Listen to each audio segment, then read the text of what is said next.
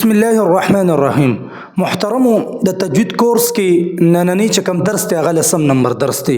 نه درس چې دی هغه ویل شوي دي او نننی چې کوم درس دی دا لسم نمبر درس دی او د څلورم نمبر سبق شروع شوی دی په هغې کې دا څلورمه حصه ده. نن به موږ مخارج شروع کوو. دا یې نه مخکې چې څونه ابتدایي خبرې وي هغه ما تاسو ته په تفصیل سره چې د هغې وضاحت کړی دی او د رب نه امید دی تاسو به په ټولو خبرو باندې پوه شوي په ټولو کلاسونو باندې.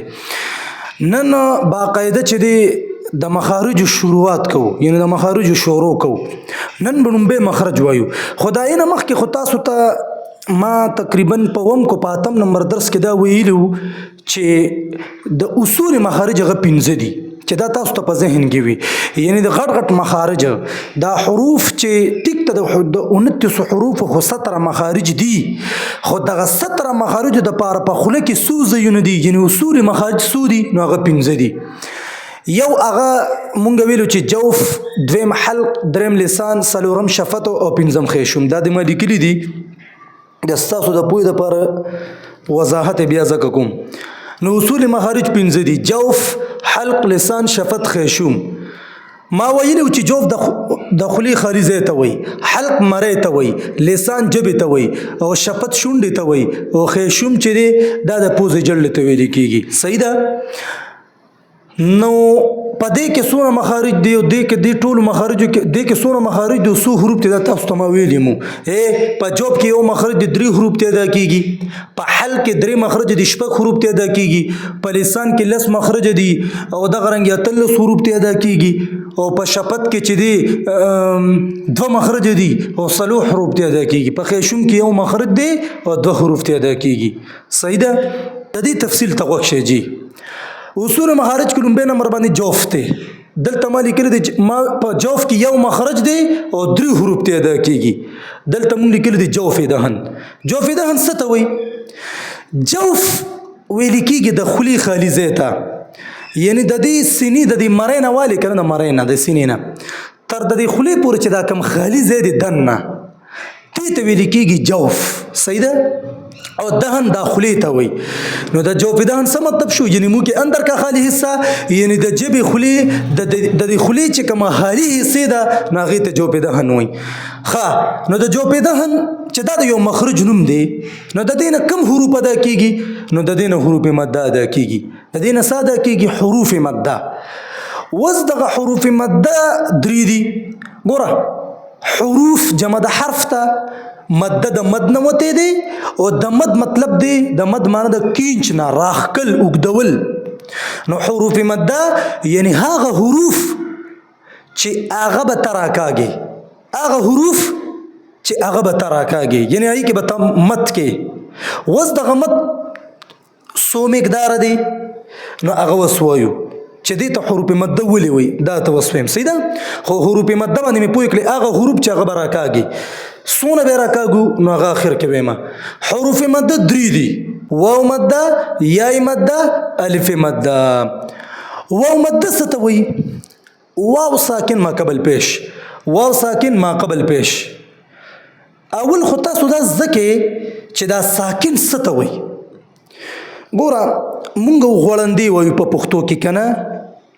دې ته مونږ غوړندې وایو، دې ته دا دې ته مونږ څه وایو؟ غوړندې په پښتو کې. خو دا اصل کې په تجوید کې په تجوید په زبان کې مونږ دې ته وایو سکون. دې ته مونږ څه وایو؟ سکون. او بیا چې دا غوړند لکه مثلا اعداد ما لیکلی دی او حمزه واو پیش او دلته دا واو د پاسه مونږ پښتو کې ورته غوړندې وایو که نه؟ دلته غوړندې دی مثال تاسو پوهې دپاره. نو دا اصل کې غوړندې نه دی، دې ته به مونږ سکون وایو. نو دا غوړندې به بالکل ختم کې. صحیح ده؟ اوس تاسو به چې کله اوس دې دپاره لفظ استعمالوي څه به استعمالوي؟ سکون.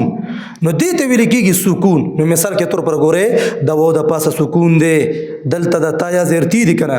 نو دلته د یا د پاسه دا د سکون دی، دلته د واو د پاسه سکون دی، یا د پاسه سکون دی، واو د پاسه سکون دی، یا د پاسه سکون دی. نو دا سکون دې ته سکون وایي. صحیح ده؟ دا هم زده که. اوس چې د کم حرف د پاسه دغه سکون وي که نه؟ دا سکون چې د کم حرف د پاسه وي هغې حرف ته ساکن حرف وایي. صحیح ده؟ سکون چې په کم حرف د پاسه وي هغه حرف ته چې د ساکن حرف وي. لکه ګوره مثال دا با ده دلته مو ولیکو حمزه با زبر اب اوس د با د پاسه سکون دی نو دې ته ویل کېږي با ساکنه. ولې ورته با ساکنه وایي؟ ځکه چې د با د پاسه سکون دی نو دا په دې وجه دې ته یعنې دې با ته حرف ساکن ویل کېږي. صحیح ده؟ دا او دا حمزه د پاسه زبر دی هي دا به بیا وایي ان شاء الله. نو صرف په دې ځان پوهې کې چې ساکن څه ته وایي؟ ساکن هغه حرف ته ویل کېږي چې د کم حرف د پاسه سکون وي. نو په دې وجه دا واو ساکن دی. ولې ساکن دی؟ ځکه چې د پاسه په سکون دی. دلته یا ساکن دی. ولې یا ساکن دی؟ ځکه چې د پاسه په سکون دی. دلته واو ساکن دی. ولې وته ساکن حرف وایو؟ دا ځکه ساکن حرف ته چې د پاسه په سکون دی. نو په دې به تاسو پوه شوي. نو ګوره ما قبل ما قبل دې طرف ته ما قبل یعنی شاته ما بعد نو مخکې په دې به پوهېږي ان شاء الله تعالی. نو واو ساکن ما قبل پیش واو مده څه ته وایي؟ واو ساکن ما قبل پیش. هر کله چې واو ساکن وي مطلب دا چې هر کله واو ساکن راشي کنه واو ساکن راشي یعنی دا واو د پاسه غړندې راشي واو د پاسه سکون راشي دا اینه شاته حرف باندې د پاسه پیش راشي نو دې ته ویل کېږي واو مده چې دا تاسو ته یادي. صحیح ده؟ واو مده واو ساکن ما قبل پیش.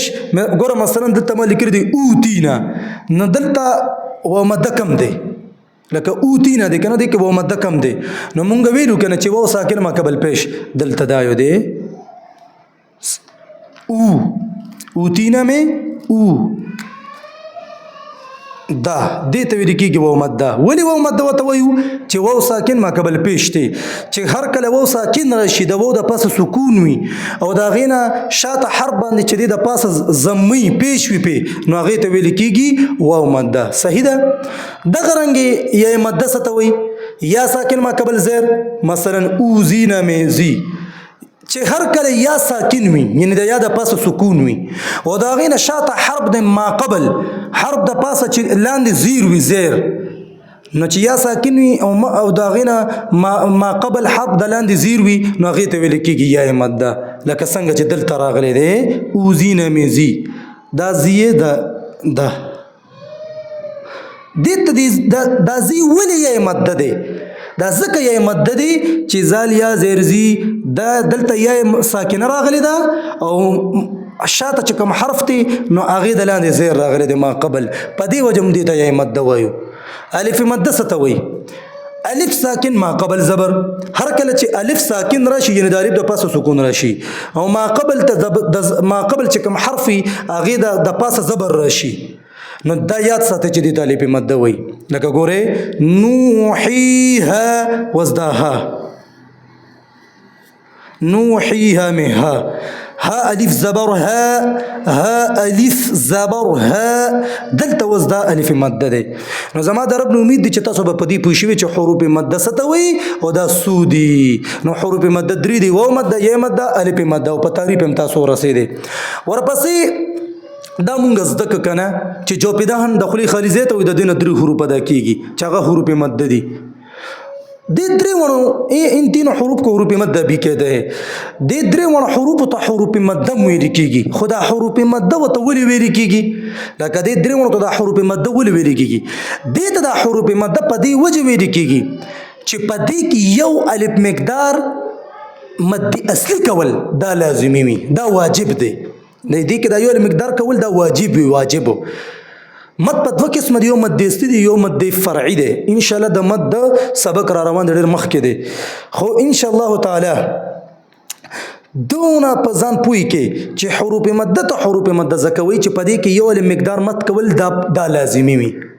کلم چې حروف مده راشي په یو ځای کې کنه او الته تا دا یو مقدار مد پکې ونه کو نو پوه شه چې دا حروف مده نه دی په دې وجه دا لازم دي د لپاره دې ته ځکه حروف مده وي چې دې کې به ته یو مقدار مد خامخا کې دا یو مقدار به خامخا وګدې مد خو وګدول ته وي کنه نو په دې وجه وته سوي حروف مده.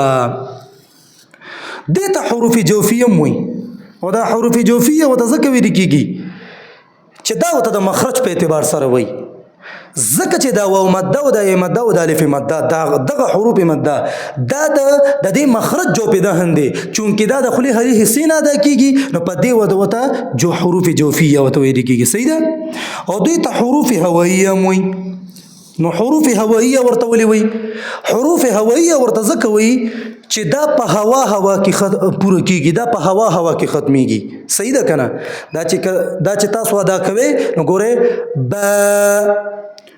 با الف زبر با کنه الف مده بو بی با بو بی دا په هوا کې ختميږي په دې وجه ته حروف مده موي حروف هوائیه موي او حروف جوفیه موي دې ته حروف علت موي خو خیر دا د دې سره تعلق خبره نه ده خو د دې مشق بسنګ کو مشق د دې مشق ول پکار دی ګور د دې په مشق دا خبره یاد ساتي چې کله تاسو کله د دې دا حروف مده دا کوي کنه حروف مده نو چې په حروف مده کې به غوړي پوزي ته आवाज نه بوزي دا خبر یاد ساتي حروف مده کې به پوزي ته आवाज بالکل نه بوزي کچره په حروف مده کې پوزي ته आवाज تلو نو دا غلطه ده یعنی دا تا غلطه ده کې او د حروف مده چې کچره اتا دا کوو او پوزي ته आवाज نه ته نو پوښ چې دا صحیح ده کیږي او دا به موږ څنګه صحیح ده کوو لکه د دې طریقې به صحیح ګوره پوزه به داسې بد ده کې کله کې به ونی سي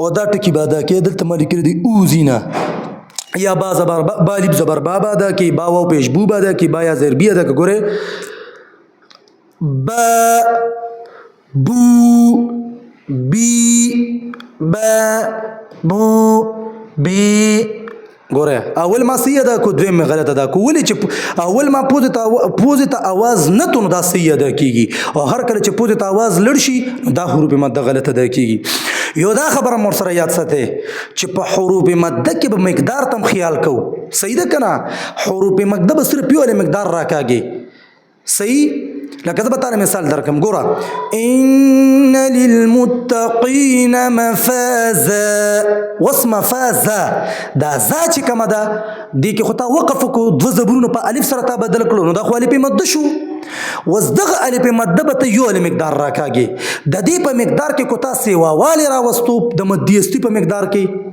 یو هم مد فرعی دی د سبب د وجه بیا د حروف مده نه بعد چې کله ساکن راشي په یو او بیا یم حرف مشدد راشي جدا خبر دي دا غي بحث را روان دی خو زه صرف مطلقاً خبر د حروف مده کوم چې د دې په مقدار کې بس یو وال نه راولي کړي دا بیا غلط شو صحیح ده کنه دا بیا غلط ادایږي شو لکه دا څه بنمه مفاز غلط یا ول فا الف زبر فم الف مده یا دا څه ته وی چې مفاز دا غلط ته او نه به جټکا ورکې چې لکه بالکل ته چې د یو مقدار دا غینه کم کې د سبب نه چې مفاز نو تاخذ الف مده صرف حرکت د زبر جوړ کو یا مثال ته وی چې ربي وسط پدې کې یو مقدار مد نه کینو ته بیا به داسې ویل کېږي ربي نو دا خو دې کې خدای یا مدونه کو مانم بدیږي دې سره دا لحن جلیدها دا بیا لحن جلیږي نو غټه غلطی ته کېږي واضحه او باری غلطی ته جوړیږي او دا خو تاسو ته پته ده حرام ده نو د دې خبرو مطلب دا چې زکه مې د مشق د کولو غسی خبره تاسو ته مه تر واستله یو دا خبره یاد ساتي چې موږ مخرج څنګه معلومو یعنی یو حرف مخرج تاسو دکو خود دغه مخرج پته بسنګ لګي چې یرا دا حرف واکید دغه مخرج نه ادا کیږي د دې طریقه بسې یعنی د مخرج د معلومولو طریقه صدا هغه خبره کو ګوره امام مصعدی رحمه الله هغه وی ګوره چې دا سکر بو کی چې حرف نه دی حرف ساکن کی یعنی ته چې دا کوم حرف مخرج د دې د حرف مخرج معلومه کنه نو ته به دغه چې کم حرف ته کو با دی تا دی ثا دی جیم دی دال دی ذال دی یا دا را دا نو دغه حرف ته ساکن کی او یا به مشدد کی یا به ساکن کی یا به مشدد کی یعنی ساکن دا مطلب چې د سکون په د پاسه راوړه او مشدد دا مطلب چې شد په د پاسه راوړه نو هر کله چې ته دغه حرف یا ساکن کی یا مشدد کی او د دینه مخ کې به ته همزه وصلی راوړي همزه وصلی براوړي نو مطلب دا چې د دې طریقې سره به مطلب دا چې مخرج معلومول شي اب څنګه شي ګوره دا حرف ته کنه ګوره دا حرف تی با می دا دیو لیکو با. نو فرمای علما فرمای چې تاسو به کوم حرف مخرج معلوموي کنه د مخرج د معلومولو طریقه به دا شي چې با مثال زه اوس د با مخرج معلوموم نو دا با به یا ز ساکن کم یا مشدد کا یا مشدد کا صحیح ده او مخکې تی وی حمزه وصلی راوړه با یا ساکن کا یا مشدد کا او مخکې تی حمزه وصلی راوړه حمزه وصلی چې تا راوړه آیا دا به اوس مفتوحه راوړو کو مکسوره به راوړو کو مضمومه به راوړو نو علما فرمایي بلکې یو عالم فرمایي وی چې ته مفتوحه هم راوړی شي او مکسوره هم راوړی شي او دغه رنګې مضمومه هم راوړی شي موږ به مفتوحه راوړو صحیح ده نو با ساکن کو مخکم ته دغه راوړو صحیح ده دلته به زه د مشدده حرف شي خو با زبر با بشي صحیح شه اوس چې کله ته د یو مخرج معلومه کنه نو اوس چې کله ته د ادایګیو کې نو دا اواز چې په کمزې کې ودرېږي اواز چې په کمزې کې ودرېږي نو پوه شه چې دغه مخرج دی لکه زه به تاسو وګورئ حمزه با زبر اب نو د با مخرج څه دی د با مخرج دا دی چې با د دوه شونډو د لمدې حصې نه ادا کیږي نو تاسو ته وګورئ کنه ګورئ اب د لمدې حصې یو ځای کیږي اب نو اوس یا داسې حمزه با زبر اب زبر با اب اب با پته لګي نو بس دغه طریقه شوله صحیح ده حرف ساکن کو یا به مشدد کو او مخکې به حمزه وصلی وروړو نو د دې طریقې سره بچری مطلب نورم پکې تفصیل شوی دی و چې وی کوچره حرف متحرک وی کنه یعنی ته وی چې حرف متحرک وی لکه زه به تاسو ته مثال درکمه نو علما فرمایي چې هر کله حرف متحرک وی نو بیا دا سکارو کې لکه مثال دا د با د پاسه زبر دی نو دا با متحرکه ده نو اوس مثال زه اوس د با مخرج معلوموم نو که دا با اوس متحرک دی کنه دا حرف نو دا غینه بعد های ساکنه وروړي نو های ساکنه چې تاسو وروړي نو دې سره مخرج معلومیږي خو فرمای وی چې کله ته حرف ساکن کی او مخکې ته حمزه وستی وروړي نو د دې په دې صورت کې به بیا د आवाज اختتام ته ګوري لکه اب نو د आवाज اختتام ته بخیال کې مخرج پته به دته لګي او په دې صورت کې به ته د आवाज ابتدا ته ګوري کو دا طریقه کې وسره لکه حرف متحرک کې او اخر کې های ساکنه وروړي او مخرج معلومي نو په دې صورت کې به ته بیا د आवाज ابتدا ته ګوري دا سه با با با ته چې کړه دا بعد کې کنه با نو دا ابتدا ته خیال کې نو بس اسانه طریقې ده بس دغه دې کې یو خبر یاد ساتي کنه چې مونږ ویلو چې امام خلیل ابن احمد الفراهید رحم الله د جمهور علما په نسبت باندې د 29 حروف 17 مخارج دي د امام سیبوی په نسبت د 29 حروف چې 16 مخارج دي او د امام فرار رحمه الله په نسبت باندې د 29 حروف 14 مخارج دي نو امام خلیل ابن احمد مونږ خو دغه په مطلب جمهور علما په سر روان دي نو مونږ خو هغه خبرې ذکر کو مونږ خو هغه مخارج ذکر کو 17 مخارج په دې وجه مونږ جو پیدا هنو لیکو یاد ساته امام سیبوی رحمه الله امام فرار رحمه الله دی دوانو پکې دا جوف دهن دا جوف دا مخرج نه دي ذکر کړي یعنی مطلب دا چې امام سیبوی او امام فرار رحمه الله دی دوانو دا الف نه دا الف دا یې د زمون چې کوم د امام خلیل ابن احمد الفراهید رحمه الله چې کوم دوی مخرج دی اقصی حلق هغه ها حمزه او ها دی نو امام فرا امام سیبوی را لګیدری دي دا الف د دغه حمزه او ها سره ذکر کړی دي خو مونږ چې دی مونږ جو په د امام خلیل بن احمد الفراهید رحمه الله چې دی دغه مخرج جدا کړی دی د الف او د یا او د واو د او ځان له مخرج ول ور کړی دی او تاسو ته د تفصیل کړی دی خو دې دوانو د الف د مخرج د حمزه او د ها سره ذکر کړی دی صحیح ده کنه او دې دوانو بیا دا ذکر کړی دی چې دا یا د جیم شین یا سره ذکر کړی دی چې هغه زموږ په نسبت باندې وم نمبر مخرج دی او واو یې چې دی نو هغه د سول د با میم واو سره ذکر کړی دی واو مده او هغه د امام خلیل یعنی زم په نسبت باندې هغه 16 نمبر مخرج دی. نو په دې به تاسو پوه شئ چې د امام سیبوی چې کوم 16 مخارج ذکر کړی دي نو بس نور خو زم سره برابر دي، خو دا د چې جوپیدان هغه نه دی ذکر کړی، نو په دې وجه 16 هغه ذکر کړی دي، یعنی جوپیدان هغه نه دی ذکر کړی. او امام فرار رحمه الله هم دا نه دی ذکر کړی، خو د خو 14 ذکر کړی دي. نو درې ټیک شو یو خو باندې پوه شو، خو دا دوا یعنی د خو 14 ذکر کړی دي په دې دوه پوه نه شو، تاسو به دا خبره کوي. نو هغه دوه روان دي، دغه تفصیل به درته بیا ان شاء الله کوم. هغه په لسان کې خبره ده، په لسان کې زمون په نسبت باندې لس مخارج دي کنه، خو د امام فرار رحمه الله باندې اته مخارج دي. هغه وی چې زکه هغه سوار لس مخارج ذکر کړی دي. نو هغه چې په کوم خبره کې تفصیل شوی دی هغه به درته بیا په هغه ټیم کې بیا وکم. صحیح ده، په لسان کې چې کله هغه مخارج راشي بس زما د رب نو امید دي چې تاسو په دې باندې پوه شئ. صحیح ده، نو د دې خلاصه به دا شي چې جوف کې یو مخرج دی او درې حروف ته ادا کیږي. جوپیدان داخلي حالي حصې ته وایي، حروف مده ته ادا کیږي او حروف مده درې دي: واو مده، یا مده، الف مده. واو مده واو ساکن ما قبل پیش، یا مده یا ساکن ما قبل زیر، الف مده الف ساکن ما قبل زبر. د دې ورته لپاره مثال څه دی؟ اوزینا، اوتینا، نوحیها. په دې درې کې صحیح ده کنه. د درې حروف ته حروف مده وي، حروف هوائیه متوي او حروف جوفیه متوي. حروف هوائیه او حروف مده وتذکر چې په دې کې یو مقدار مد کول دا لازمي وي.